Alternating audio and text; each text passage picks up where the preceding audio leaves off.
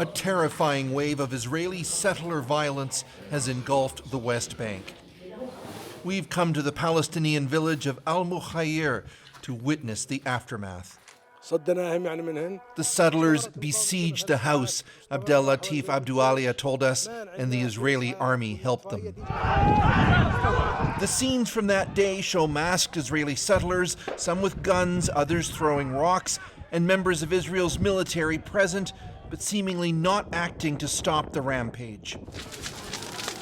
It was triggered after a 14-year-old Israeli settler, Binyamin Achimer, went missing after taking his sheep out to graze. The settlers' mob rampaged even before his body was found.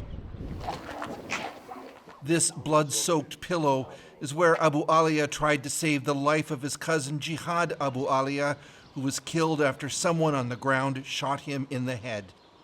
The 25-year-old was due to be married in 2 months. You can see the bullets all over the walls. You can see how the blood spilled all over the place, he said.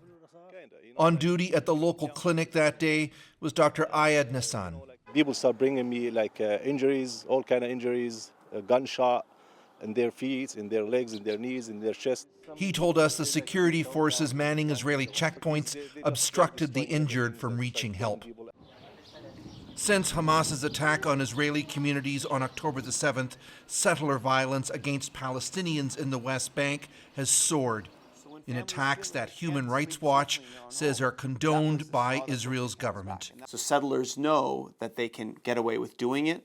They are armed by the Israeli government. They are sometimes directly encouraged to carry out attacks, and they're doing so in more and more areas that the Israeli government covets for settlements. Among the other victims of the violence was shepherd Imad Abu Alia. He says they set his barn on fire before killing some sheep and stealing the rest, 120 animals in total. I want them back because I brought them up, he said. Do you ever replace your children? They're like my children. Rights groups say the theft of livestock and the construction of herding outposts is one of the new tactics settlers are using to deprive Palestinian families of an income and ultimately force many to abandon their land.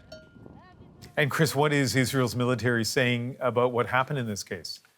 Ian, in a statement, the IDF told us the 14-year-old Israeli teen was killed in an act of terrorism, but they didn't provide any more details.